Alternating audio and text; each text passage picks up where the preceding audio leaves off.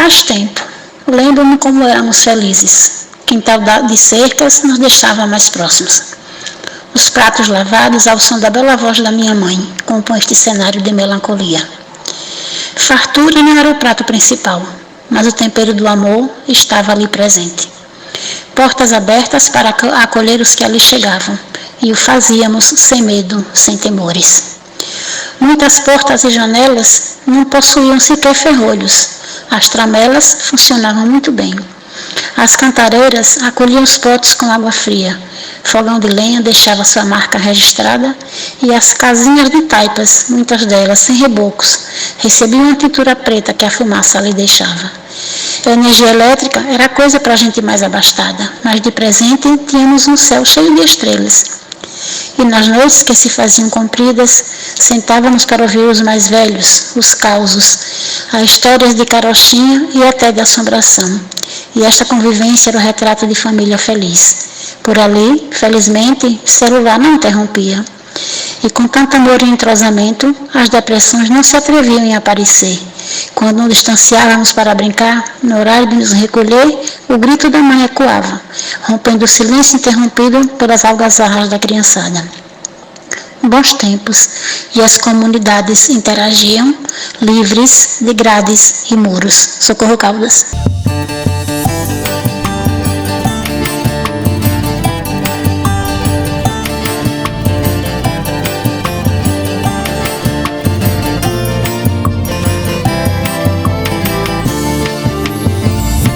Bem, meus amigos e minhas amigas do portal Contra a Prosa, hoje, dia 7 de janeiro de 2023, estamos com o Poucas e Boas, edição 101.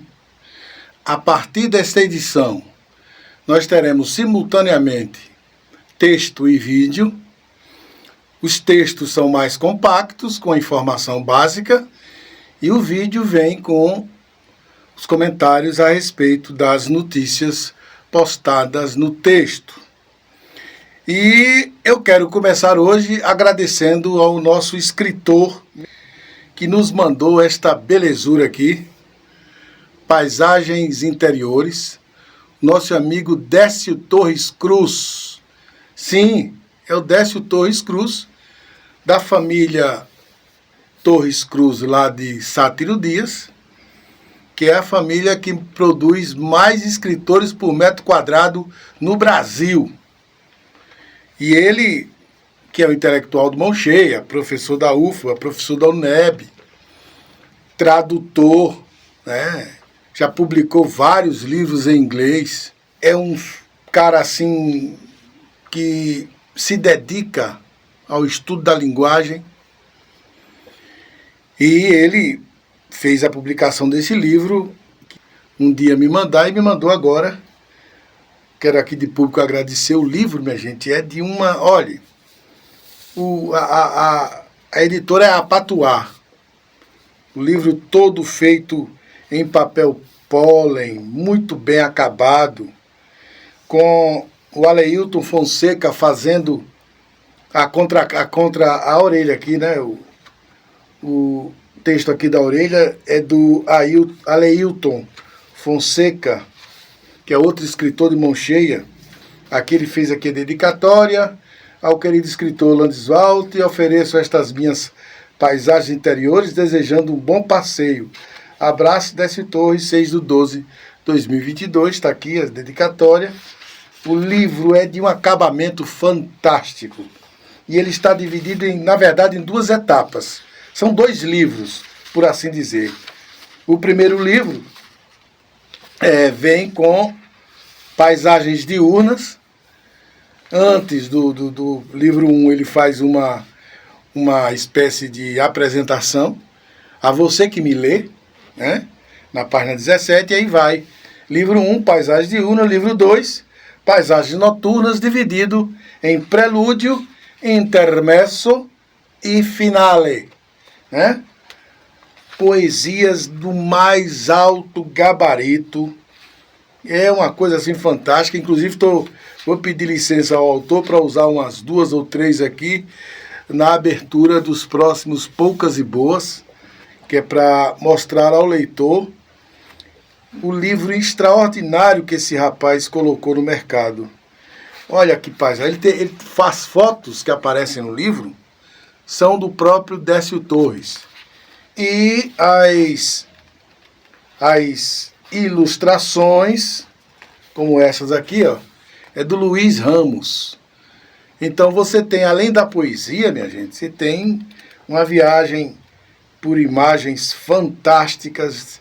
Das viagens que ele fez pelo mundo, é um escritor multinacional, né? Aqui está no final a foto dele com toda a biografia dele, bem resumida, né? De forma que, uma grata surpresa, um livro extraordinário. Fiquei assim, pasmado, né?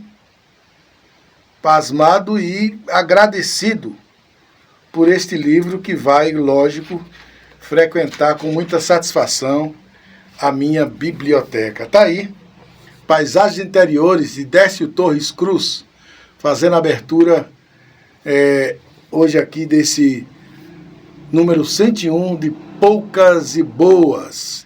E em Poucas e Boas vamos para o segundo assunto, que é sobre os bolsonaristas. Minha gente, olha, eu tenho uma opinião muito bem informada a respeito do Brasil. O maior risco que nós sofremos à democracia não são esses malucos aí que querem implantar uma ditadura militar. Não, não são. Eles não... Fiquem tranquilos que eles não têm noção do que eles fazem. Como eu dizia também, que aquele fanatismo da esquerda, né, que acabou gerando todos esses problemas que nós temos hoje aqui, e o fanatismo dos bolsonaristas, que acabou fazendo com que Lula voltasse ao poder e fizesse com que a maioria esmagadora da população colocasse na cabeça que o grande mal do país era Bolsonaro, e por isso Lula ganhou. Esse pessoal vive num mundo sem noção e acaba criando um verdadeiro perigo nosso, que é a idolatria a políticos. Se você quer ameaçar uma democracia, pratique a idolatria a políticos. Político tem que ser cobrado.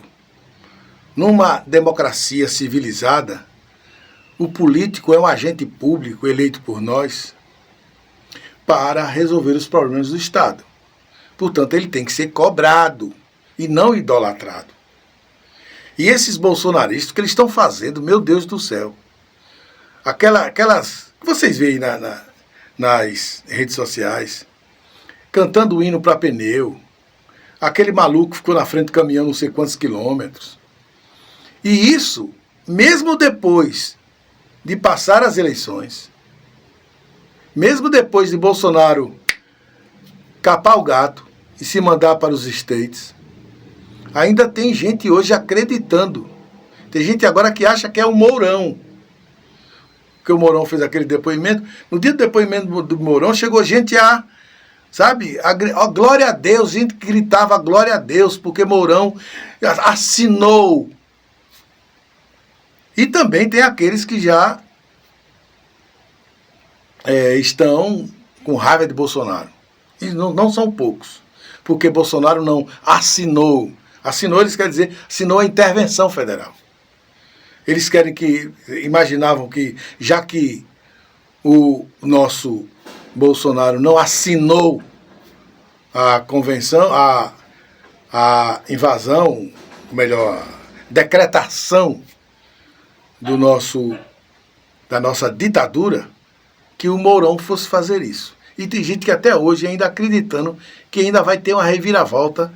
Teve gente que acreditou que Lula não subiu a rampa do Planalto, que tudo aquilo foi mentira da Rede Globo, que não sei o quê. Olha, eles saem de um mundo paralelo que eles criaram e estão criando agora um outro mundo paralelo para saltarem, para pularem a cerca da realidade. Eles estão pulando a realidade e criando várias fantasias para tentar justificar a loucura que estão fazendo. Sabe? É viver sempre numa realidade paralela e não enfrentar a realidade como ela deve ser. Nós temos como presidente agora Luiz Inácio Lula da Silva, pelos próximos 4 anos. O que a gente tem que fazer é cobrar, para que o governo dele progrida e nos tire desse buraco em que estamos. E não ficar aí com fantasias, criando um mundo paralelo. Pelo amor de Deus. Isso pelo menos é possível fazer. Não precisa ser inteligente para fazer um negócio desse. Tive essa semana em Poço Verde e vi lá, de frente ao Banco do Brasil, ali no Largo da Trindade, ali em frente ao Banco do Brasil, uma obra que começou há muito tempo e está parada. E eu estava imaginando, fazendo um paralelo aqui na Bahia. Aqui na Bahia as obras estão caminhando devagar, as federais, muitas delas já pararam. As estaduais, algumas estão devagar, mas estão indo, como, por exemplo, a 393, que está aí devagar, mas está indo. Mas em Poço Verde, quem não se lembra que aquele largo ali, que ligam as duas avenidas, a Epifânio Dória e a Capitão Narciso, que fica ali de frente ao Banese, aquele largo ali demorou 10 anos para construir aquela obra ali. Você olha ali, analisa e não vê. Meu Deus do céu, como é que uma obra desse porte demorou 10 anos? Agora as pessoas apostam que ali do Largo da Trindade talvez não dure 10 anos, talvez um pouco menos. Se durar 5, 4, já é um absurdo. Porque tá virando moda nas prefeituras, principalmente em Poço Verde, começarem uma obra e demorarem 1 década para terminar. E isso precisa parar. E eu quero saber o que é que faz a Câmara de Vereadores. Quero saber o que é que faz o Ministério Público. Ontem sofremos um apagão aqui em Heliópolis. O apagão começou por volta das 4 horas e só veio chegar luz às 7h30 da noite. Metade da cidade ficou sem luz. E esse problema é recorrente, ele vem acontecendo já há algum tempo. E a Neoenergia, que é o grupo que controla aí a antiga Coelba, está vendo, com certeza sabe que o problema existe, vem, faz paliativos. Ontem mesmo eu vi os rapazes, os funcionários aí, os carros desciam, subiam toda hora. Teve um rapaz com a lâmpada que subiu a avenida toda, olhando para os postes para ver onde é que estava o defeito. E resolveram o problema, mas de forma paliativa. Esse problema está sendo recorrente aqui em Heliópolis. E vamos ver se a Neoenergia providencia isso aí para não ficar acontecendo sempre. E outra coisa, tomara que ela seja eficiente a ponto da gente não sentir saudades da antiga Coelba. Porque às vezes a gente lembra da Coelba quando esses fatos acontecem. Com a falta de luz e esses apagões, que eram muito comuns. E como foi privatizada, a gente imaginava o quê? Não, os problemas deixarão de acontecer, mas eles continuam acontecendo. Então acho que o problema não é de privatização, o problema não é de estatização, acho que o problema é de falta de vergonha mesmo na cara, de organização, de planejamento, de decência administrativa. É isso que está faltando. Coisa que também está acontecendo com as contas de luz. Vocês até que não percebem. Mas se vocês pegarem em casa as contas de luz de vocês, do ano passado, de janeiro do ano passado, até janeiro desse ano, vocês vão perceber que a data de vencimento nunca é a mesma. Começa em 19, 20, 21. Se vocês forem atrás, está começando bem antes. Eu estou botando as últimas 12 para vocês analisarem. Elas começam em 19, caíram para 17, 18, 15. Aí vocês podem imaginar que isso não é nada, né? Mas é muita coisa. Se em 2 anos, em média 3 anos, o que é que acontece? Em 3 anos nós pagaremos 36 contas de energia. Nesse método de antecipar a fatura, sempre um dia, para o povo não perceber, daqui a pouco eles comem um mês. E acabam tendo, então, esse mês de taxas extras, porque a gente paga, além do consumo de energia, a gente paga aquelas taxas, né, extras por questões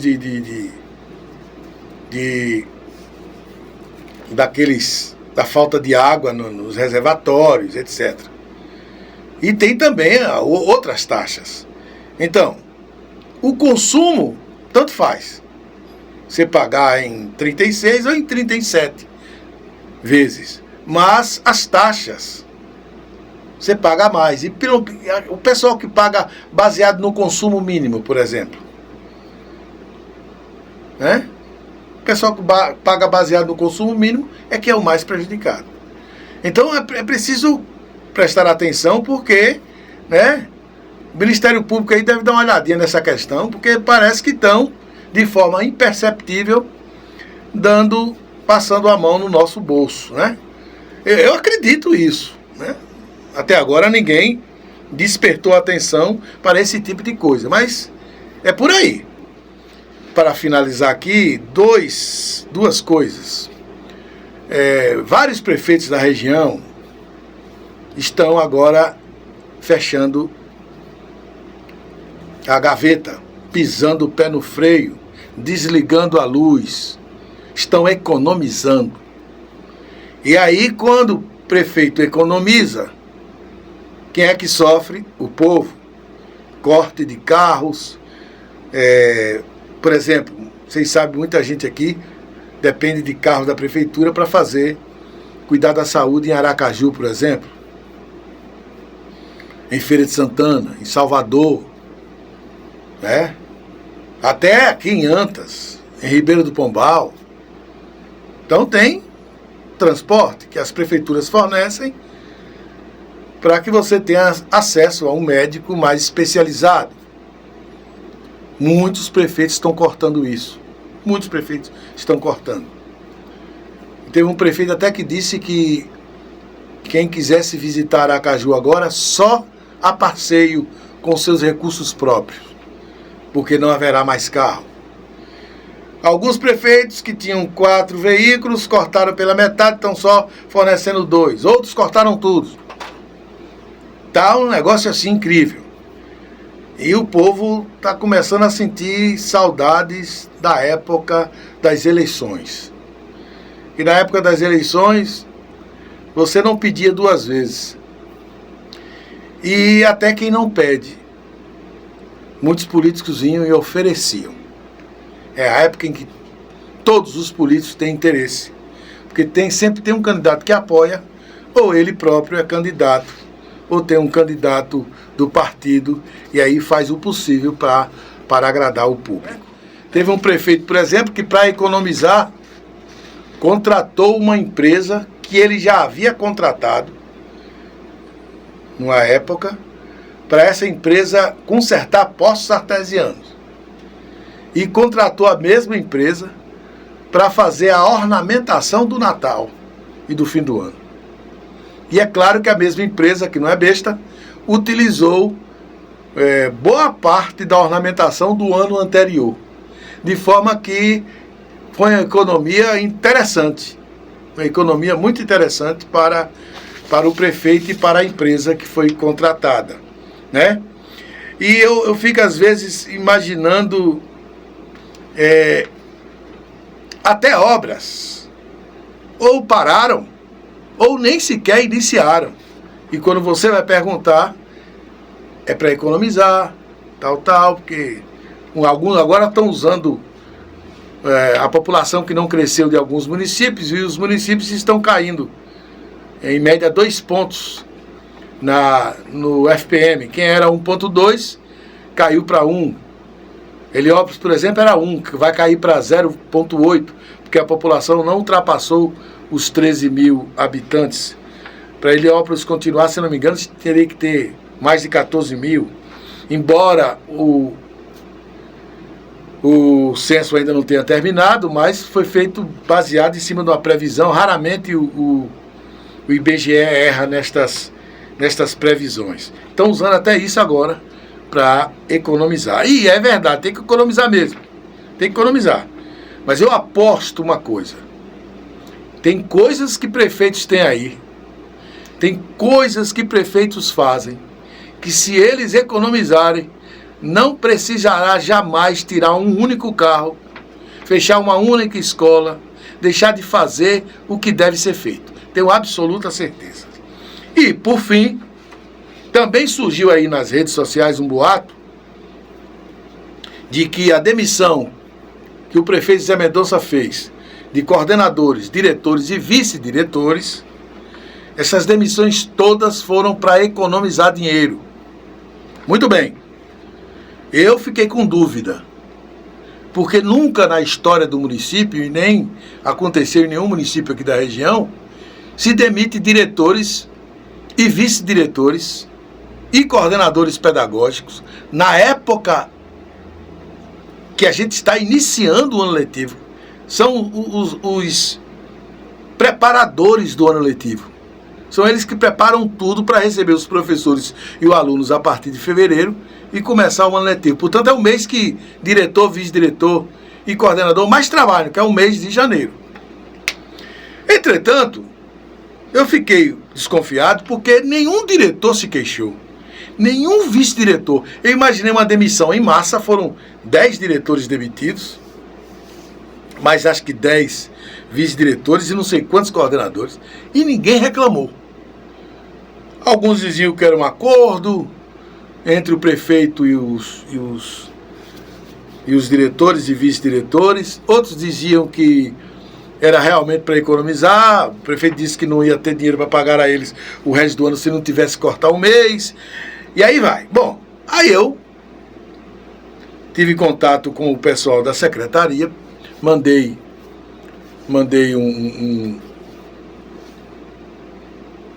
um texto pedindo informações a uma pessoa que eu não estou autorizado aqui a dizer quem é.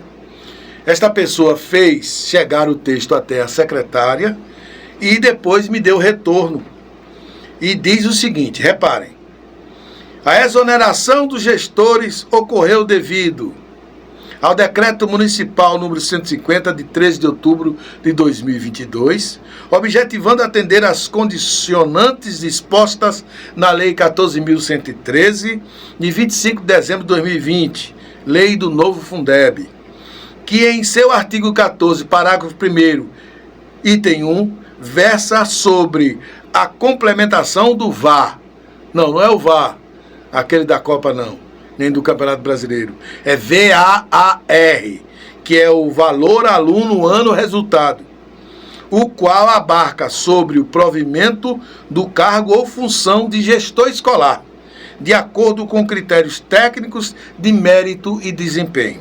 Assim, a gestão municipal tem buscado implementar a gestão democrática, considerando não apenas o que dispõe a Lei Municipal número 279/2007, no artigo 9º, que trata sobre a função gratificada de diretor e vice-diretor de escola, mas todo o aparato legal para proporcionar um caráter de gestão escolar nas escolas. É um passo inicial que busca fazer diferença na forma como os gestores escolares são direcionados ou nomeados nas unidades escolares da rede municipal de ensino. Nesse primeiro momento, haverá prioridade de seleção por mérito e desempenho, além da construção do plano de gestão escolar sob supervisão da Secretaria Municipal de Educação e dos conselhos escolares. Esperamos, posteriormente, poder, junto à rede, aprimorar esses critérios de seleção, incluindo outras etapas. Ou seja, minha gente, sabe, aqui do ponto de vista didático, pedagógico e administrativo perfeito. Se de fato isso for implementado em Heliópolis, começaremos então o início da maior revolução educacional da história de Heliópolis. Vou ver, vamos aguardar para a gente ver se isso é só balela, conversa fiada, ou se é realmente o início da revolução educacional. Eu torço para que seja o início, porque do jeito que está a educação de Heliópolis, não dá. E se isso aqui for colocado em prática, já é um início muito bom para fazer uma revolução. Porque tem, minha gente, é verdade, tem diretores aí que suam a camisa. A gente tem que tirar o chapéu.